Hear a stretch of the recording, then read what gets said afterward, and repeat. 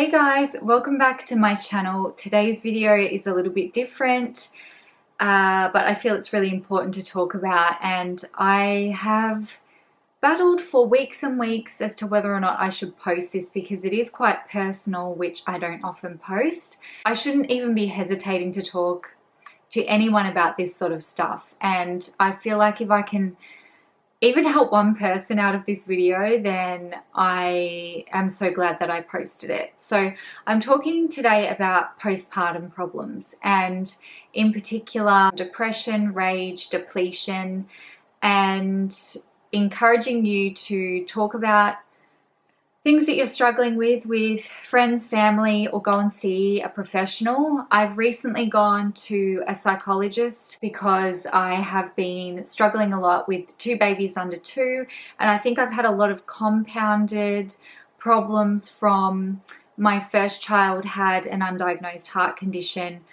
Very traumatic, spent a long time, months and months in intensive care, saw horrible things with him and with other kids, and I never really sought any help or spoke to anyone after that. And I think then having another baby so close together, I think it's all compounded. I have been diagnosed with postpartum rage. Not the best name, but very suitable considering how angry I have been since I had my second baby. So postpartum rage and postpartum depletion are 2 things that I'm definitely suffering with. You can either go that way where you become, hyper, angry, always running around, overstimulated, or you can go the other way into postpartum depression, and sometimes one leads to the other and your body just shuts down. Probably the 2 standout moments for me that were the worst, and when I eventually realized I needed some help. When she was quite young, we were all sick. I'd been up literally all night from like 10 at night to 4 in the morning. I had a really bad head cold. I think she was probably sick as well. And I was really calm all night, and I went out to get a drink of water and I saw it was 4 a.m. and I went back into the room and something just came over me, and it's like I lost all control of my body and my mind and my voice, and I just started screaming at the top of my lungs, shut up, shut up. Like I was screaming. The whole street would have heard me. That's how loud I was. But once I started, I actually couldn't stop. And it was like a release I needed to have, but in the most horrible way. And I could not control it, and my partner came running in and he just took the baby and said, go and sleep, get some rest, get away from here. That was quite early on. Probably only in the last couple of months this one happened. It was just a normal morning. We were going to a doctor's appointment. We were running a bit late and something just triggered me, and I got into this foul mood, and we were in the car and I needed to feed my baby. We were running late. My toddler was being whingy. Something just came over me, and all I could think of was, I need to get out of this car. And I just wanted to get out of the car so badly, but I knew rationally you can't jump out of a moving vehicle. I started screaming in a way I've never screamed before, and I was clenching my body so tightly. And my partner said it looked like I was going to punch the dashboard. I was making my toddler cry, my baby was screaming, and I just couldn't control it. I felt so horrible. You have no idea. That was another really big low point for me, and that was when I realized I need to go and talk to someone, because as much as you can rationally think billions of other people have done this and are coping with this situation every day, sometimes your mind and your body get to a point where they don't want to cope with it anymore, and it comes out in ways that are not healthy. Now, before I go any further, I just want to explain something to you. Rationally, I understand how lucky I am to have my kids. Trust me. I've seen babies go into cardiac arrest. My son has had to be revived, and I've seen the worst of the worst when it comes to babies, trust me. We chose to have another baby, and we were excited to have another baby, and we love our children, and we know how lucky we are. I have so many friends who have struggled with fertility. I have friends who can't have kids. So the things that I've tried to do that have not helped me and gratitude, yoga, meditation, all of the things that I used to love doing before I had kids, realistically, with how depleted I am, that does not allow me to think rationally and be thankful anymore. I want to explain to you what has really helped me and what I've learned from my psychologist in just a couple of sessions. And I may or may not explain this correctly or in a way that makes sense, but I hope it helps some of you.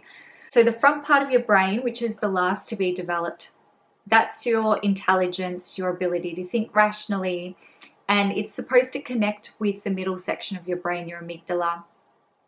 So if you have a difficult situation or a stressful situation or a dangerous situation, that's where you're supposed to be able to connect with the front part of your brain and use your intelligence from previous situations or your common sense or your rational thinking to react to that situation. The more you become depleted, the smaller your window of tolerance becomes, and the less likely you are to have the ability to make the link with, here's a situation, here's what I know I should do. You lose that control to go, okay, it's not going to help me to scream at my kids. And all of the little things that happen in the day add up, and all of the little things become big things. So I'm not an expert, I'm not a psychologist. I hope I explained that correctly, and I hope it made some sort of sense and gave you some sort of understanding as to why you may be reacting in the way that I have been, which is total anger. I've never been so angry and frustrated in my life. Then there's the mum guilt, like mum guilt every day. It's just crazy. So how can we get some control back in our lives? It's very hard when you have young kids. You can't control when you sleep because they control that. One of the best things that my psychologist explained to me is, at this time in my life, the most important thing for me to rebuild my nutrients, my mental stability, food. So having pre-prepared healthy snacks and food all the time. Get family and friends to help you order healthy pre-prepared food where you can. You need to have stuff on hand ready to go. It's one less thing for you to think about as well, and batch cook where you can. You also need to have a full tummy to have a good sleep. So one thing I struggled with was, if my kids are asleep at the same time, which rarely happens, do I eat? Do I sleep? Do I do yoga? She said the best thing for you to do is make sure you're not hungry, because you will never have a good sleep on an empty tummy. Grab a banana, have a smoothie, quickly put something, whatever that you can together that's healthy and filling, then have a rest, and then you will rest better even if it's a shorter amount of time. Next, most important thing on the list is rest. One thing that has helped me recently is not focusing on, I have to go to sleep, I have to go to sleep. I'm so wound up all the time at the moment that even though I'm so exhausted, when I finally lay my head down, I can't rest. It's so frustrating. Retraining your mind and body to relax is most important at the moment. The more retraining you do, the better chance of having a decent sleep. Doing breathing exercises regularly through the day, not just relying on when your kids go to bed, because we all have this huge list when the kids go to bed, and it's not realistic because you sit on the couch and you're like, oh, I'm not moving now. So it's all the little things that will add up rather than having these huge goals to do at the end of the day. The next thing that she said, which I haven't been able to achieve a lot of yet, and it's not going to be realistic for everyone, but trying to find 1 hour once a week. If you can do more, that's amazing. Where you, rain, hail or shine, that's your time.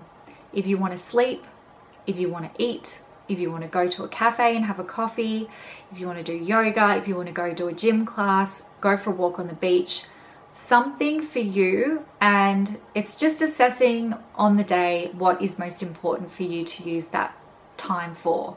Did that make sense? I'm so tired. They're the 3 things that I've only just implemented. I'm so early in this journey of trying to replenish, revive, and regain myself and I'm getting really emotional now. I don't know why. Probably because I'm so tired.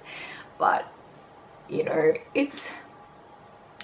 we all love our kids, but damn, it's hard, you know, it's really hard.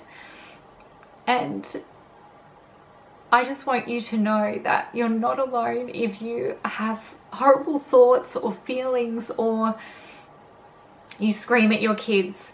This is why I've made this video, and I want to encourage you to go and get help, talk to friends. I can guarantee you there is someone else going through something similar to you. I don't know how this video will be received. I don't know if I've waffled on too much or if I've made any sense at all. I have no idea what I've just said to you all. You are all superheroes, mamas. I'm sending you all the love in the world, and I hope you found this helpful in some way, and I will see you all when I see you. Bye. Have a great day and look after yourself.